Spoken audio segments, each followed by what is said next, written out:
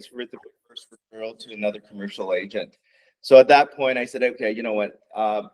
Let me do it. Let me try this out. And it kind of it reminds me of a story. I'm not sure if you guys know Cynthia Lai. She was the TREB president before. She also did some commercial training programs at TREB as well. And she did pass away last year. She was running for the municipal office again. Fantastic lady. During one of her sessions before when I first started, I remember what she said. She says, "Fake it until you make it." And I'm like, "What? Are you serious?" But that's kind of what I did. That's how I got into commercial, actually. I was kind of really lucky in the fact that I had, since it was a friend who introduced me to the people who make the decisions. So I started going, we started looking at commercial leases. We looked at a ton of them. We started to get a better sense of what to ask, what to learn from. And then afterwards, they changed their minds and said, "Hey, Sam, you know what? We want to purchase a warehouse." So I did find them two really nice condo industrial warehouses right in Richmond Hill. And at that time, it was priced at about $200 per square feet. I was able to negotiate down to $165 per square feet. So it ended up being a $4 million deal. And this is kind of my second year into real estate. So I was really lucky.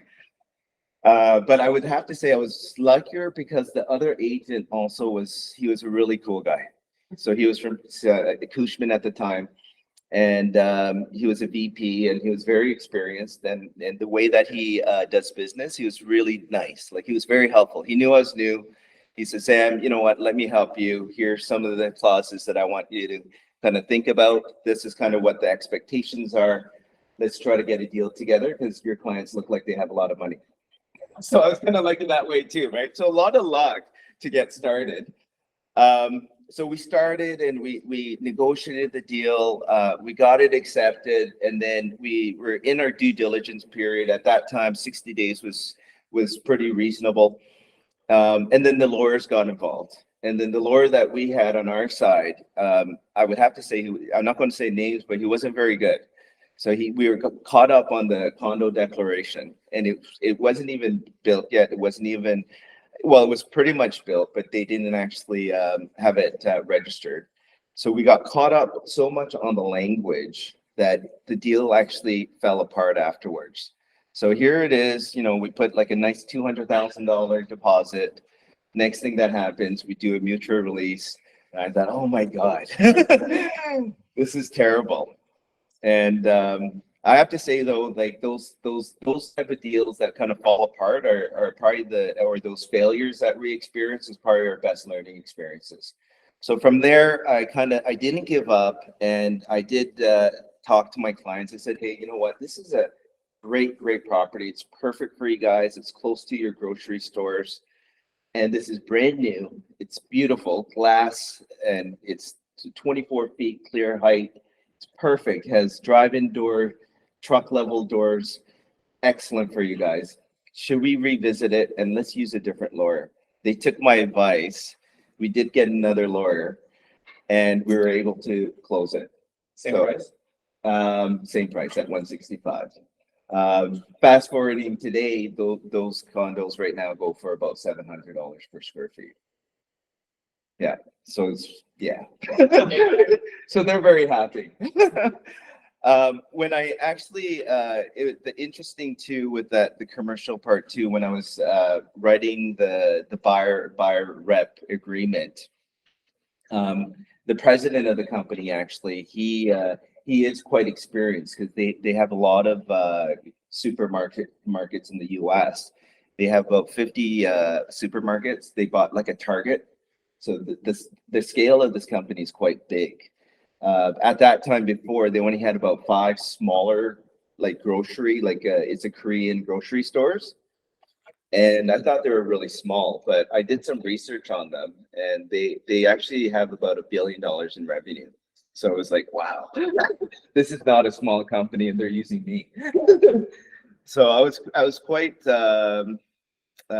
surprised that this kind of worked out for me. From there was kind of where I laid the groundwork that I really enjoyed commercial. I like the fact that the just going through the numbers, talking with the lawyers, you're very involved in as a commercial realtor in all parts of the deal, which I really like. I'm sure residential is the same as well, but this was a little bit different in the fact that we're dealing with not just one person, but we're dealing with quite a bit of people, like the managers. We had to have the operations manager, the warehouse manager. We had like the directors, the president, and then the person who pays is the chairman. So he would come in for the final visit, and he's like the president of the United States almost. They're opening doors for him, and it was quite an experience. They're still my clients. And after I did that one, I did 5 more warehouses for them. And I also actually got a listing agreement with them too. So it was a really good story where it did fail, but I didn't give up, and I did kind of come back to it, and it really worked out very well. So that was one really interesting deal that I did. And that's how I really got started into the commercial realm. And then I did a lot of other smaller deals, like the commercial leases. Commercial leases are not that easy. There is a lot of clauses to kind of think about. And then little by little, I did more and more different types of variety of commercial, which is good because it gives you that kind of background. One of the things I did learn too was that I felt that just using MLS was not enough for me. So it was kind of interesting that a small brokerage that I was working at, they said, hey, you know what, there's this new company that's trying to start out in Canada, and they're pretty big in the US, and it's called CoStar.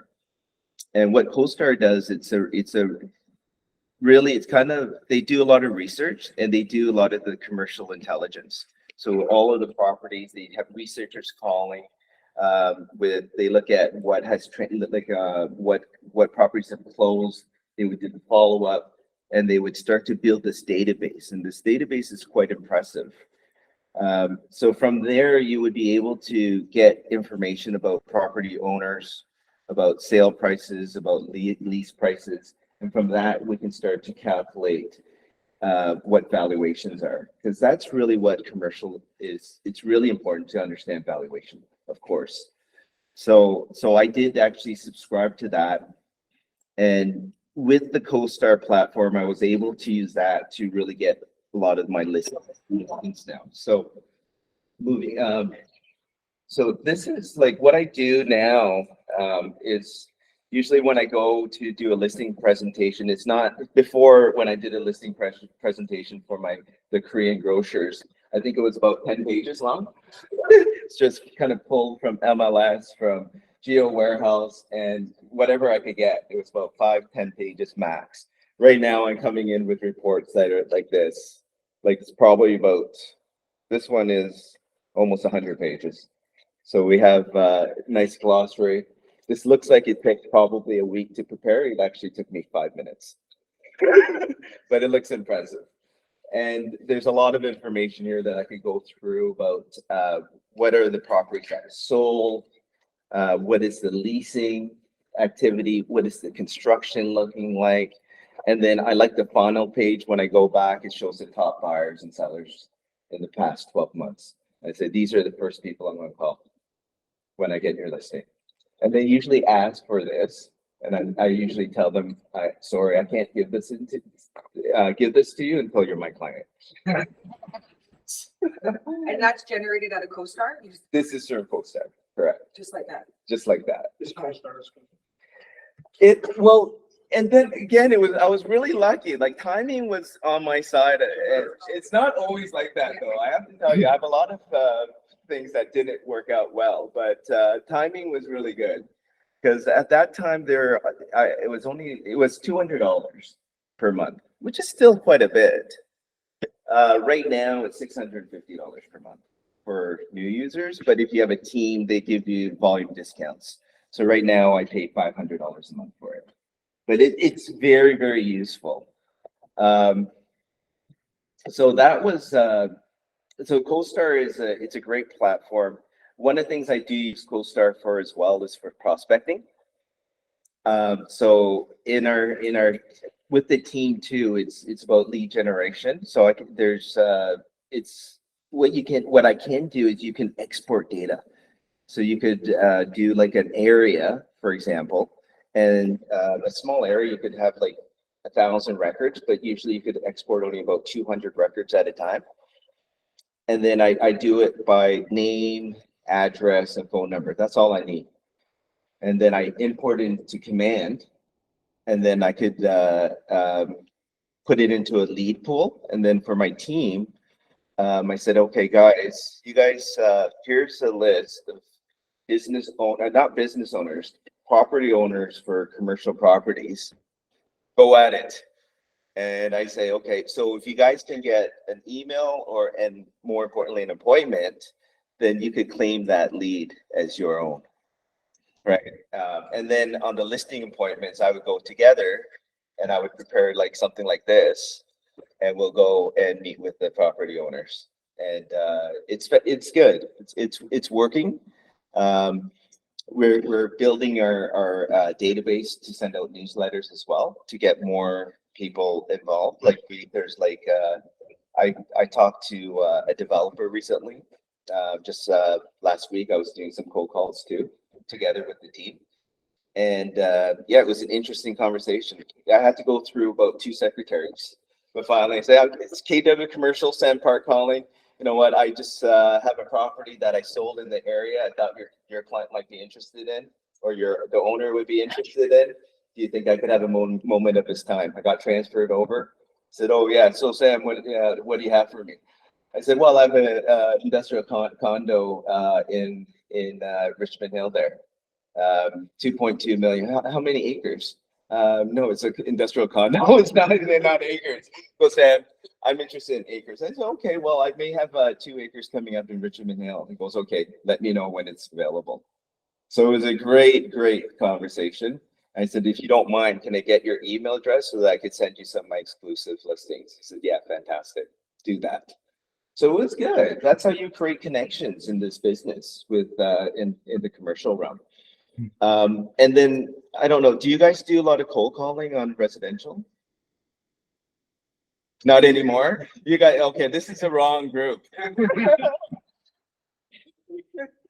Database seeing, but Yeah, no color listing or nothing like that. I've never done cold calling on residential ever, but I find that I've heard some of the calls, and residential, like, you get so many calls, even for myself, like the air duct calls and whatever, and people call a lot. So sometimes you're like, okay, you know what, I'm busy, or I don't want to be called on my personal calls. But I find with like the property commercial owners, they actually are quite receptive because they're business people. They like it when people call you. So it's been really good actually, the prospecting. But I think the biggest way that I get listings and I get clients is through referrals. Just like a residential, it's the same thing. So this one, this listing in Mississauga, it was a $10.9 million listing. It's not a client that I know. It's actually an agent from Royal LePage. She got my name from another person from Keller Williams. See, I love Keller Williams. And she connected me with the owner here because she knew one of the employees that worked at this warehouse. That's how I got connected. And then I made a phone call. I said, can I come and meet with you? And I did. And we sat for about 30 minutes. And I went through the presentation, maybe about 5 pages. But flipping through it, he seemed impressed. And I did get this listing. So it was great. And that was just through a referral from Royal LePage agent. I do get a lot of referrals from KW agents as well. So I think one of the biggest ones I got was it was a townhouse complex near Fairview Mall. So one of our agents in our office, he knew he was the president of the board and a townhouse owner, and they're always talking about, hey, you know what? It's a co-ownership, so those are really hard to sell. Number one on the residential market, because co-ops, co-ownerships, the reason why, I'm sure, do you guys know why? It's hard to sell. I know, no, co-ownership, that's residential. Has anyone done a co-ownership deal? No. Most, Everybody to agree? Does everybody have to agree or not? Is that why it's hard? no, the hard part of it is because it's hard to get financing to sell it on your own.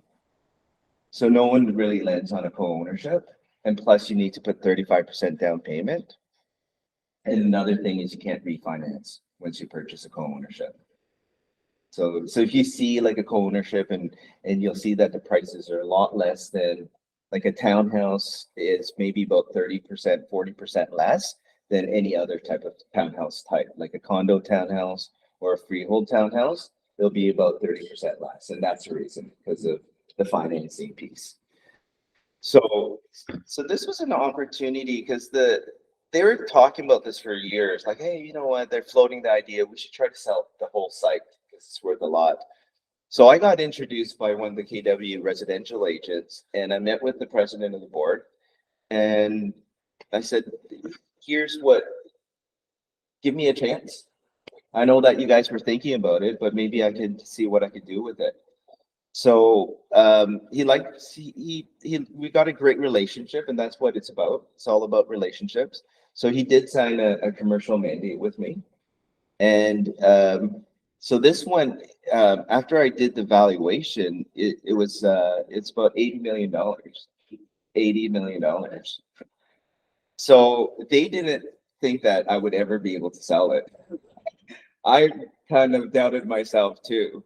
But I had it for about a month. I really had to read the co-ownership agreement, really understand it to know how to market it properly.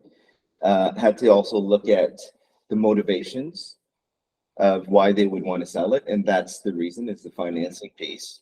So lucky enough, I actually got 3 offers on that at the same time. Wow. From developers. Yeah. So what I did was I created like an offer summary sheet. So that it's really easy for the board members to see and understand. So like the first offer came in at 70 million. Second offer came in at 70,800,000, and the third offer came in at 70 million. But so that's kind of tells you a lot. And then because they're competing, I was able to increase the first offer to 72 million. The second offer at 75.8 million, and the third offer at 82.5 million. Which is kind of crazy, right? Like we're talking like a 10-12 million dollar increase in price. And then the deposits that we're looking at were $2.75 million. But in the deposits, just kind of asking our forum here, how much deposit, like, do you think they would give 750 million right away? Structured deposit. What kind of due diligence is involved in a deal like that before you even got to your deposits? How long did they tie you up for? That's good. That's good. Well, the deposit it is structured, so you would do an initial deposit, and almost everyone came in at 250. So I said, okay, that seems to be a good standard. Learning on the way. And then the rest of the 2.75 million will come in after it firms, after the due diligence is done. The due diligence period, it varied. So for one of the due diligence, it was 90 days. Unconditional, they can walk at any point. That means that it's conditional for 90 days. So they get 90 days that they could walk away from the deal if they don't like what they're saying. But we're tied up. Another one came in at 75 days. And then the best offer came in at 240 days. So would somebody buy that to convert it to something else? Exactly. So this would be a development plan. So this was a very interesting deal. So these are townhouses There's people living in the townhouse. So how can we close it and vacate everyone? And how could they buy another property if they don't have any money to buy the next property? That was one of the big kind of hurdles that I had to think of a solution for. Because I'm the listing agent, I'm the seller agent. I have to tell them what we want. Because they're going to tell us what they want. They want vacant possession, obviously, because they want to start the development. So that was a tough one to get through. So what I proposed was that we do a lease back. So we close, all the townhouse owners get their money so that they can actually purchase another property to live in. Then you get your vacant possession. And I asked for 6 months lease back. So we'll pay you market rent so that you're not losing money in a sense, but also it gives all the owners an opportunity to move out as well. So it's a win-win for everyone, right? So that was one of the things that I'd And negotiated. everyone agreed to that? Yes, the board members did. Really? Yes. Oh, the board members did. Yes. So that comes, it's going to come soon. So another thing I asked for too, because you may, when you're faced with something like this is good for you to know, like what are some things that may come up. Also, we asked, so all of these are developers. So in the new project, we also asked for an incentive agreement. So anyone who wants to buy into your development, we want to be in that family and friends list. You guys, does anyone do pre-construction here? So you know what the family and friends list is, right? They're the ones that get it first choice, right? And also we wanted a discount off of whatever the price is that they're getting. So so we did actually get it. So I did have this the APS. I presented it to the board. They accepted it. We got the deposit. And then I read that co-ownership agreement very closely. What we need is we need 90% of the residents to agree to this agreement after the board has agreed. So so that's where I kind of failed miserably because I've never done this before. If I so what they did was essentially they set a date, like I think it was in the summer, it was during COVID, so we couldn't use a conference room. So we had to do it in the courtyard. And we had like a loudspeakers. I looked at the list of all the owners. I think 80% are Chinese. I can't speak Chinese, I'm Korean. So I had to get like a couple of translators that speak Mandarin and Cantonese, right? Get those two bases covered. So I had to go in front of like it was almost 100 people out there in this courtyard. It's like a concert, but it didn't feel like a party environment. And then I'm here with a big mic. Hi, my name's Sam Park, and have a great offer. I gave these offer sheets, like a summary. Some of them saw it for the first time at this meeting, and I'm supposed to convince all of them that this is a great deal. And it was crazy. It was like one of those movies where I'm that evil developer and I could feel that kind of tension. And so I told them, I said, guys, I work for you guys. I'm trying to get you guys the best deal. And I think I did, because I got you pretty much more than double what your houses are worth. And I did do a summary. Okay, so at that time, their townhouses were selling for about 350, and they would sit on the market for a year. It's almost impossible to sell these townhouses. So I said, you know what? I pretty much doubled it. We're getting about $800,000 on average per townhouse that you guys would never be able to get on your own. This is a great deal for you guys. And that was a mistake. So there was a lot of people, and they said, "Can I go up to the mic?" And then the president's like, "No, you can't." And it was a crazy environment. But in any case, I after that, we kind of finished off and the general feeling, and then the president was and the board members going out saying, do you agree? Yes, maybe no. Around at that meeting, it should have been done way in advance. I didn't know that I was going to be thrown into the pit, like this lion pit. And yeah, so we worked backwards. So what happened was,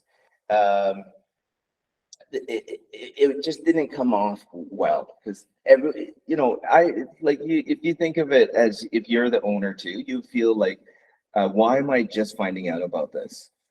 Right. And now you want me to make a decision. That was the wrong way to do it. So, and then afterwards, I had to meet with all the owners separately, which took forever and it was hard. With the translator. With the translator. With a translator.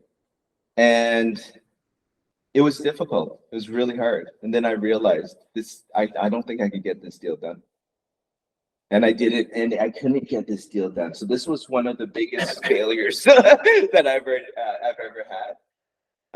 But it also turned out to be one of the best because it was a big, because remember, this is the commission in itself, and I never count my money before any deal closes and it hits my bank account.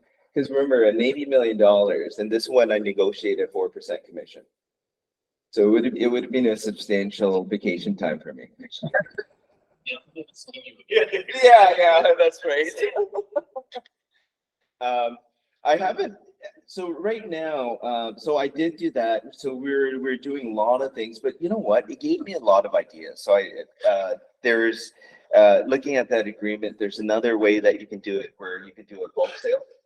If I could get 75% and then do a bulk sale, and then whoever buys 75%, they control the board and they could amend the co-ownership agreement. Now I felt like an evil developer at that point. And then you kick out everyone else. But I didn't go that route. I thought of it. It may have worked, but it would be very difficult. So, but still, a lot of the owners contact me. It's really good. But I know that from this one deal, it gave me so much presence of mind that you don't just jump into any situations like that. You need to really do your homework, and you really need to talk to people first, right? Before you can ever expect a decision. So the way I do business in the future is totally different from the way that I've just handled this one. And this is probably the best learning experience I've had in my career, and it was the biggest one. And but there's bigger ones to be had, right, in the future. So you kind of have to bounce back from it. So that's kind of the story. Oh my God, it's already 40 minutes in. So that's one of the big failures that I had. What other there's a lot.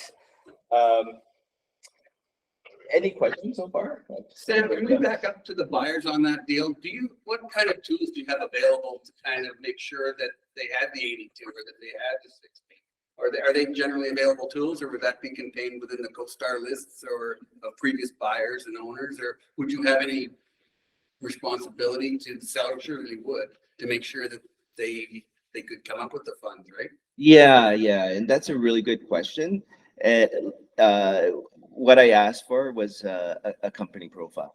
Yeah, so that helps a lot, right? And then you can make a better decision. Commercial leases too. If you ever do a commercial lease, that's one of the things. If you're representing a tenant, that's the first thing you want to do is create a company profile. It makes a huge difference when you go into negotiations with the landlord. Yeah, go ahead. I'm interested. First I'm say is that CoStar used for those who say a long time they kind of merged. That's right. So they took all the loop database and added it to the profile of CoStar, which I think is a very smart thing to do. Yes. Costs involved from you. So I mean, everybody goes, "Oh my God, $80 million, 4%, yeehaw!" Here I go. But there would have been a cost for you to get to that point, hiring interpreters and things like that. Right. Do you have I guess a semblance or just an idea of, because you've been close, right? So Right. you would have been in negative on that. I think it's important for particularly perhaps newer agents to realize that there's a business cost in going down the commercial route. I mean, around here in Barrie, if we had an $80 million, you're talking about pretty much the whole south end of Barrie. So sometimes it's easier, quite frankly, to sell 5 townhouses in a week than it is to work for a year probably on putting together a similar size deal. And the cost base is not known. Right. The risk is smaller. Whereas when you're doing larger commercial deals, you've got to have the bank account to be able to substantiate that. Any thoughts around the costs going into that? Yeah, no, absolutely. Well, on the buyer side, there isn't as much cost. Yes, there's a little bit of the translator cost that was involved. It's the listings that could eat up a lot of your budget, especially for some of the bigger properties where you have to put a sign up and it's a couple of thousand. You need to do aerial shots, which is another $1,000. So it starts to add up, and then in the time factor too. So I'm working on another building that I have listed. Again, a referral from a KW agent on Bathurst Street. It's so I listed it at $7.9 million. I've had that listing for 2 years, and the client calls me a lot. So I hope he's not on the call. Yeah. And but that one is there's more of it is a time cost, and it's just it's always on the back of your mind. I think that's the cost, the big cost for commercial, because some of these deals take a long time. And at first it came from an exclusive, and now it's on MLS. And I was going to start this meeting with a great success story. So that one was the condition was supposed to be waived on Friday, and it's U of T as the buyer, and it's financing. And I thought, okay, deal is done. I'm going to celebrate our gala with this nice $7.9 million deal. But what happened was they have a lot of money. I think the bank saw that they had a lot of money, and they wanted a holdback. You guys familiar with the term holdback? Yeah.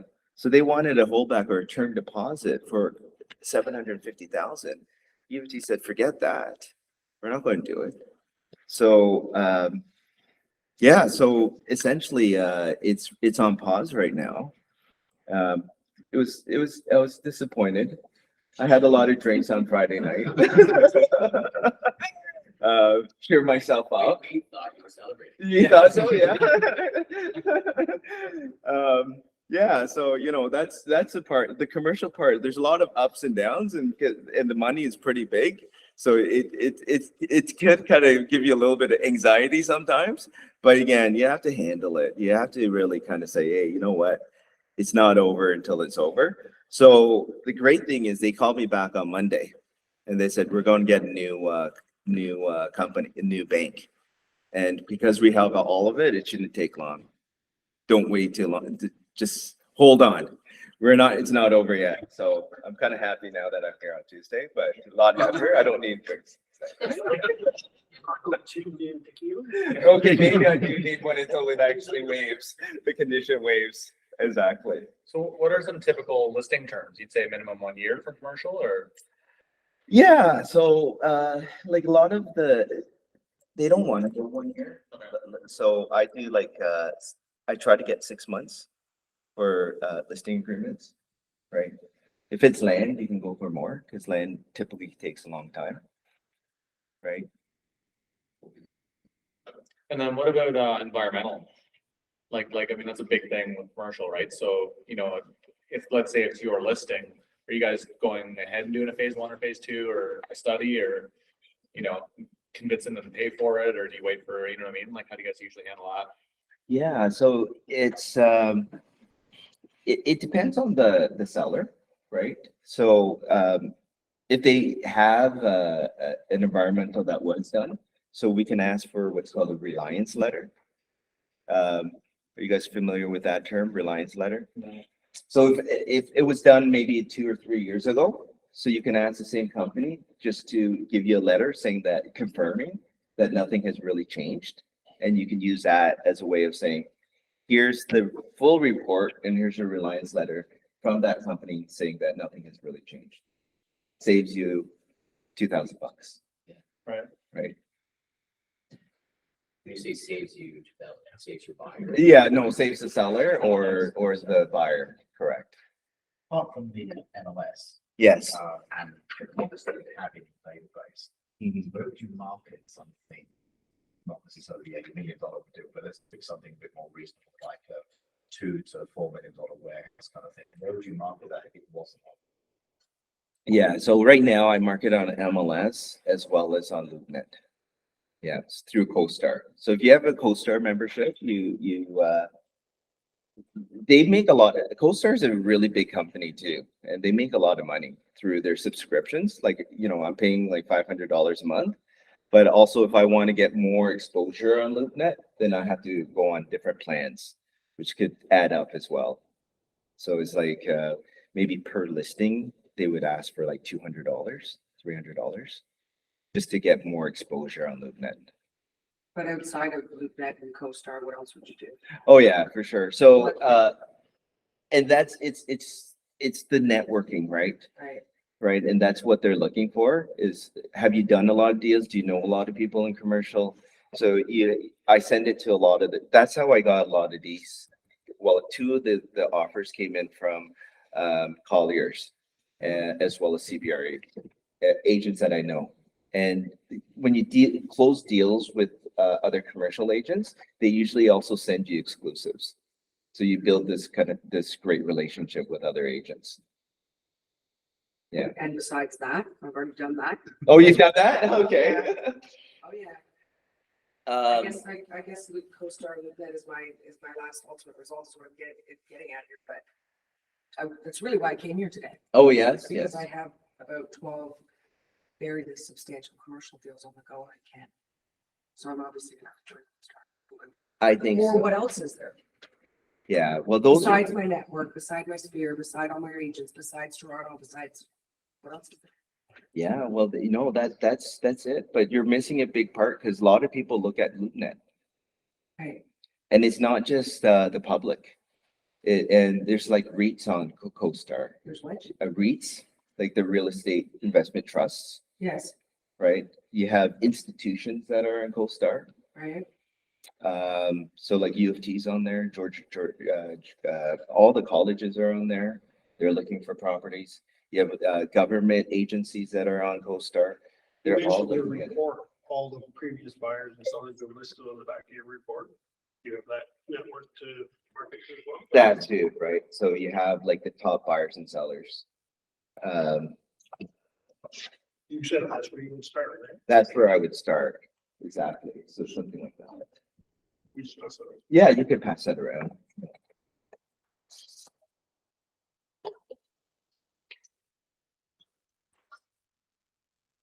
Yeah, so yeah, I would probably say that your biggest, it seems like you're doing everything else. I think you need CoStar LoopNet. If you want, you can maybe give me one of your listings, not like give it to me, but I could maybe put it on CoStar for you and see if we can get any traction. If it works and we're getting some leads, then maybe that could be a nice test for you to see if we get some more traction. So you mentioned referrals, but how does somebody partner up with somebody or team up with somebody as a mentor to transition into commercial real estate as opposed to giving the lead away? How do you partner up with somebody? Yeah, so I've done that before too. Let me think about a deal that I done that. Well, like some of this, let me think about this, the deal. Well, I did a Montreal deal, and this was, but I really needed this Montreal agent because I don't have a license in Quebec, and he's a residential agent. And he has a license and he can speak French. So there's a lot of more. So we actually split that. Use a lot of translators. Yeah, I know. I know. We're in Canada. So we actually split this commission. So that's a good story too. I was planning to go see the Rogers, National Bank tennis, last summer to, see, Rafa Nadal play, because, my wife and my son are huge fans, so am I, but not as much as my wife and son. They're like, we have to go see him live, you know, he's playing so well this year, we may never see him again. I said, okay, fine, let's do it. We'll get like really nice, tickets courtside and get a nice hotel. So I book it for like a week to watch the tennis. I'm not sure if you guys know, but then he pulls out, right? Because he had that abdomen strain. And then it's like, oh my God. I was like so upset. I'm like looking at the hotels.com and stuff to see if I can cancel. It's like it's the last day, so I can't. I'm like, okay, this is where my luck has run out. And then I'm like, okay, we're going. So I'm like, okay, let's make the best of it. We'll see if it's a pass or whatever. Whatever. And try to enjoy it as much as we can. And then it dawned on me, I said, geez, I have a client who told me that he wants to buy a warehouse in Montreal. So I'm like, oh, let me call my client up and make this a work event. So he said, are you interested in warehousing? He goes, yeah, we definitely are. So I said, okay, I want to look at some warehouses. So I booked some showings. I looked around, and then also because I can't speak French and I don't have a license there. So I partnered up with a residential agent out in Montreal. So we looked at a few and enjoyed the tennis, did some work, and I sent the listings back to my client, and he loved it. So we ended up actually putting an offer in for 7.4 million. And this was actually so smooth, so smooth, even with the French. And we actually closed it in November. So So they can fly over to Wimbledon. yeah. So that was my biggest referral check, was $75,000 that I gave Chris a referral check. So, We partnered up, yeah.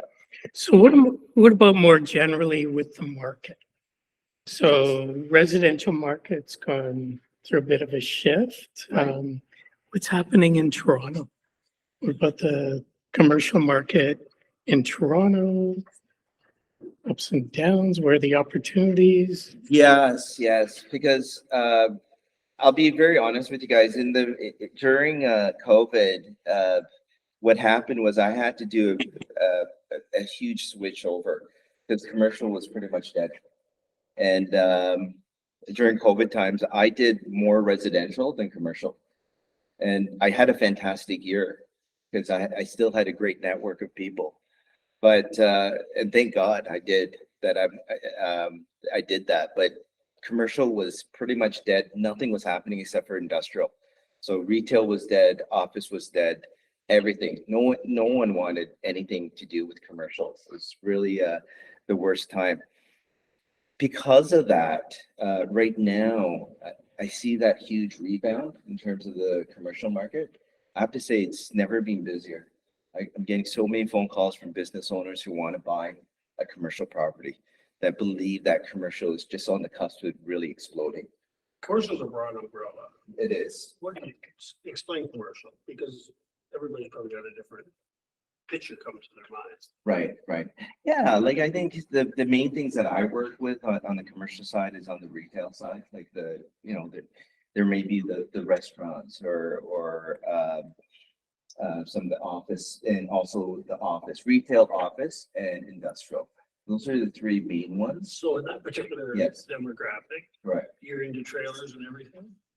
Like you lease somebody something, or you've got residuals, like some people are in it for that, in that market?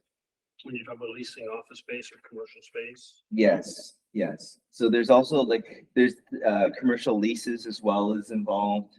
You also have sale of businesses that's involved. You also have some land deals that is involved. So yeah, there's quite a bit of a gamut of commercial that You don't necessarily like the lease side of it, you're more into the buy sell side. I do, but I also, as part of the commercial division, I find that to get started in commercial, just like in residential, I remember I got a ton of leases in my first year, like so many leases, because that's the only thing that clients would trust you on. So And commercial leases is kind of the same way too. There's a lot of people looking for commercial leases and I used to turn it away, but I don't anymore. And that's why I have a team, right? So they really help me with the commercial leases now. For the listings as well as for on the tenant side. And it's good. Actually, I actually just did a lease at 29 Dunlop Street here in Barrie. There's going to be a Dickie's barbecue coming in the summer. So I think they're setting up shop. They're going to open 50 locations actually in Ontario. And Is that how it works once you get it planned? Are you gonna try and get them 50 spots? yeah, of course. If you do a good job, Yeah, I hope they don't use someone else. Yeah. But it's hard to sign exclusives, even for that first deal I did with that Korean grocer. They'll never sign an exclusive with me. I'm not their only agent. They probably have about 5 or 6 Bring me agents. deals. Oh, yeah. That's right.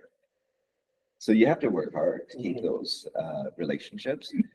So sometimes too, what you'll find that's different is on your buyer or your buyer rep or your buyer mandate, whatever you call it, the same thing, really. In the location, they don't want you to put Ontario. They want you to put the address. If you don't get this, we're not stuck with you for everything else, right? So that was a big difference that I noticed, right? I don't know if you still see it or not. But you used to see brokers protected all the time on commercial signs. What did that mean? We're talking about commissions. So that meant if you bring a client, we're gonna cooperate with you. We're going to cooperate with you, correct? What are typical commissions for commercial, for co-op and list? It's a negotiation. Yeah. Yeah, I screwed up on that too. One of my listings, oh my God, it was so bad. So I negotiated it was like, it was 4%. And For the list side. for the total was 4%. So that one was like a $6 million deal. And I did a lot of work on that one. And somebody, like my client, he said, Sam, I want you to bring down, I need to get that reduced by 1%, do 3%, right? But but the way he said it was almost like take it out of mine, right? And I did at that time because stupid me, I made a mistake. And then so the other guy, the buyer agent got 2%, I got 1%, but I did a lot of work on that one. It's really difficult work because it was an active warehouse.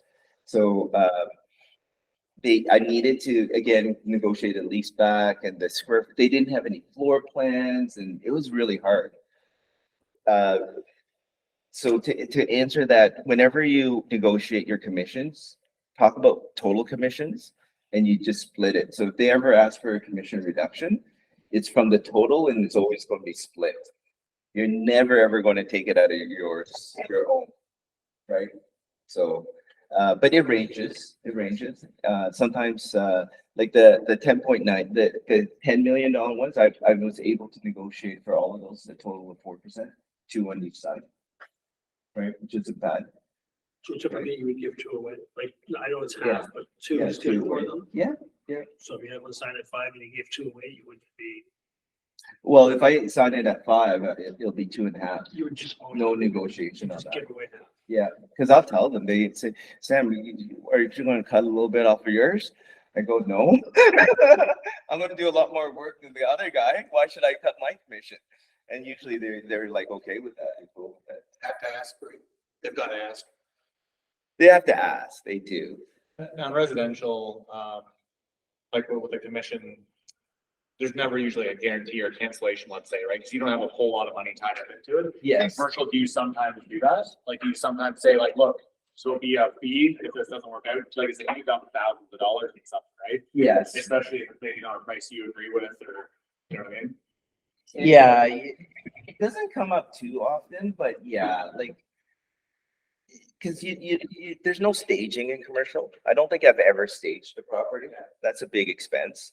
Usually, sometimes photography, sometimes the floor plans, but it's not like with the size of these deals.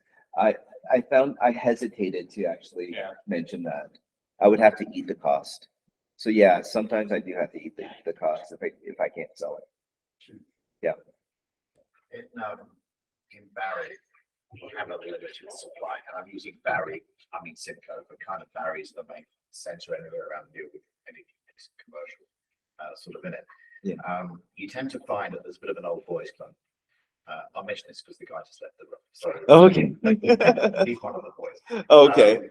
So there's about 5 or 6 brokerages around town that eat up all the commercial leasing. Yes. And the commercial leasing tends to lead to the contact that has the owner who then would sell or buy type of thing.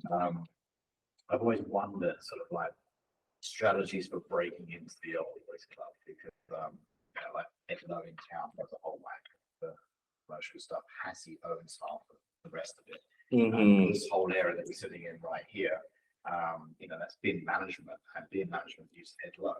Okay. Into it kind of thing. It's a very much, unless you know one of those big 5. Right. I just listed a commercial building around the corner.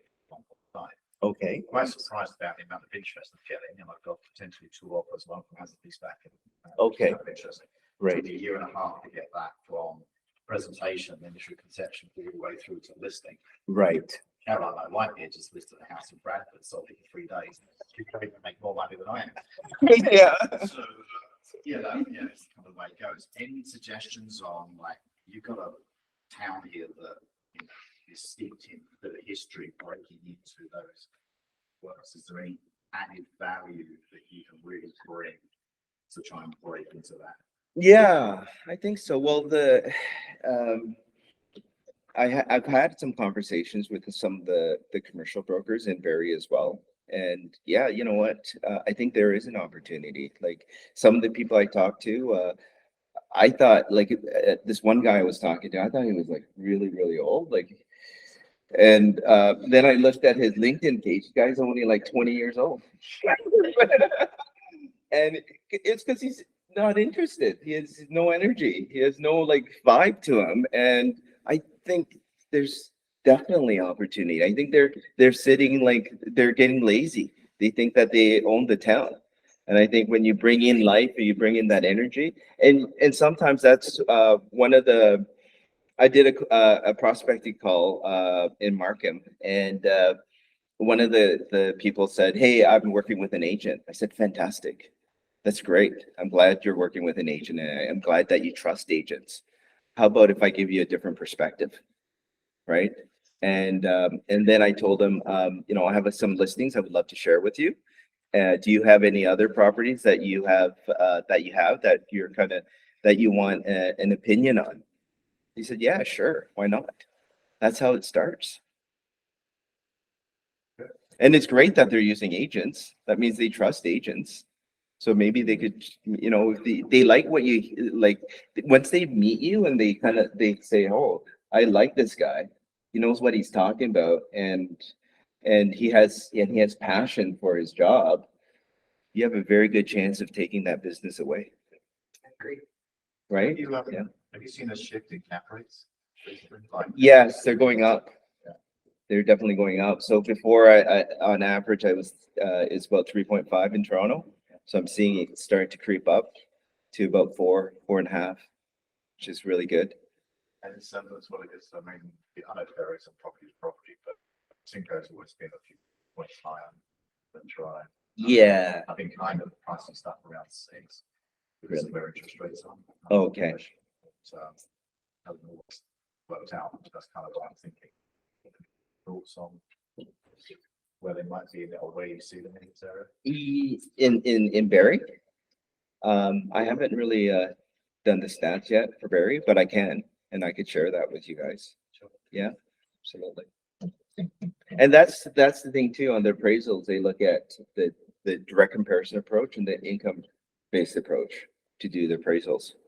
And the only way you can calculate based on the income-based approach is to understand what the cap rate is. Yeah, absolutely.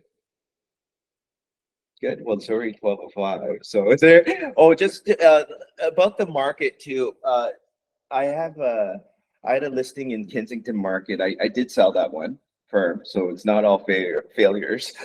So that one is closing June 1st.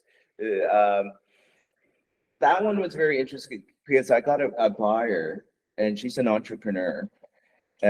She does like e-bikes, that kind of stuff.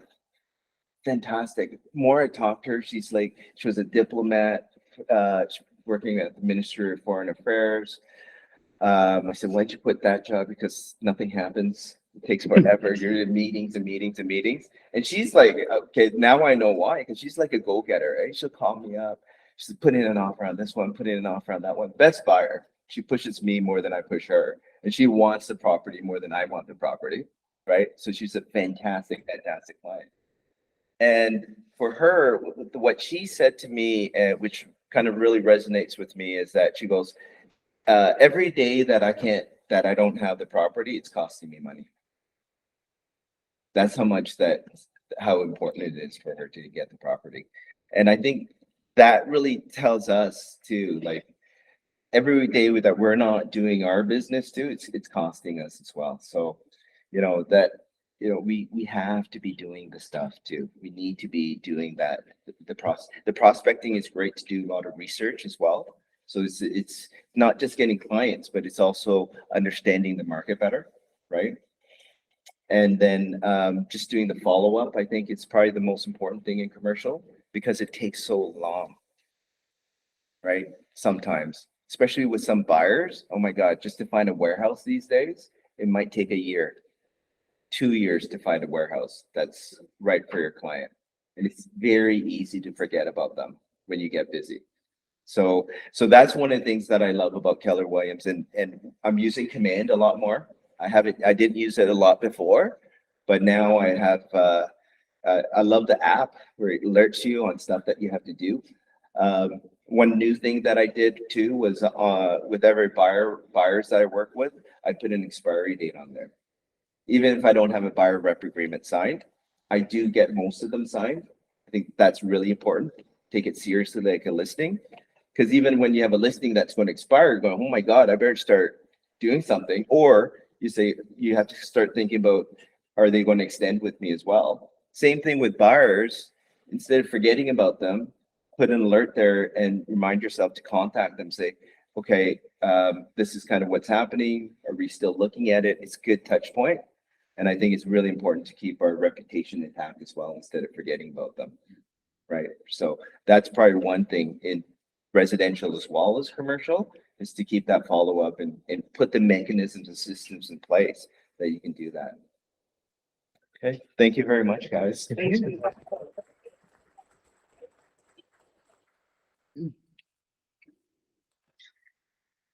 So it's too bad you told about the,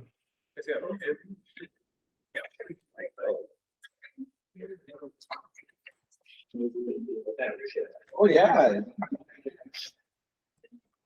I thought it was all successes and I thought, Sam, we need to go to Vegas. Yeah, really? All this luck you have, right? Oh, geez. It's a 1 year commitment, but you can pay by